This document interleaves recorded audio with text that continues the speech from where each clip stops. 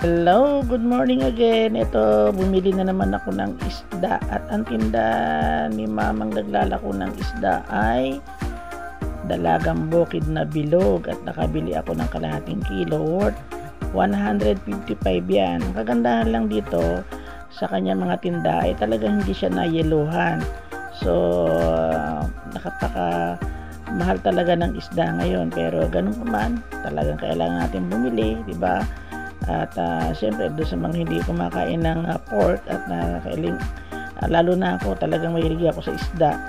Ayan, bili tayo ng kalahating kilo at maganda lang dito kay Kuya Robert nga pala pangalan niya, natanong ko kanina.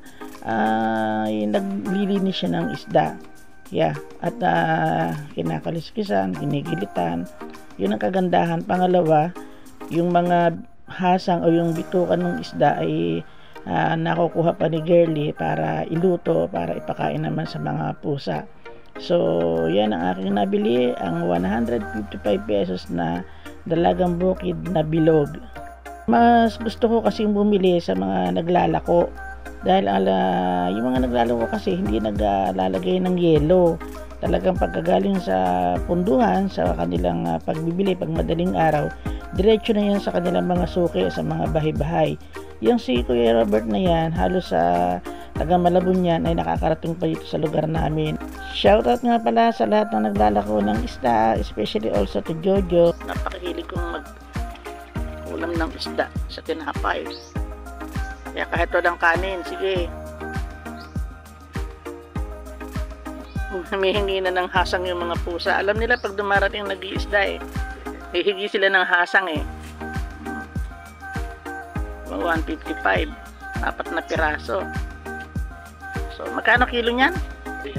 Okay. Pero pwede na sa akin ito. Piratuhin ko. Hindi na lang ako kay Girlie ng gulay. Di ba bumili ng isda? Bumili ata talapia kanina.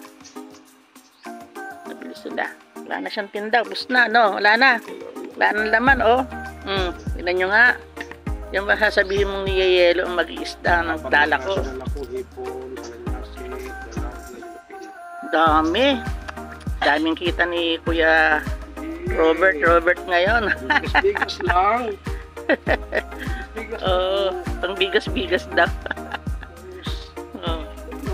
Sipag lang talaga, kaya lang puyat Oo. Pag uwi.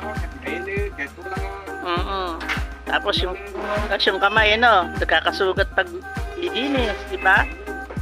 Ang ganang tiyaga-tiyaga nang, di ba? Tapos ka na ng anak di ba? Okay na yan. Panoorin mo, Kuya, Ate Presi TV.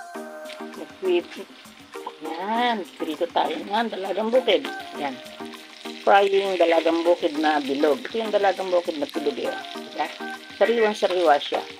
Pero yung aking kwali, 43 years old yung kwali kong yan, kaya ganun yung itsura niya. Pasensya na kayo. Pero napakasarap magprito rito kasi hindi naninikit gaano. Yan. So, yun yung pagsariwa, hindi naninikit. Frying dalagang bukid na bilog. Bye-bye.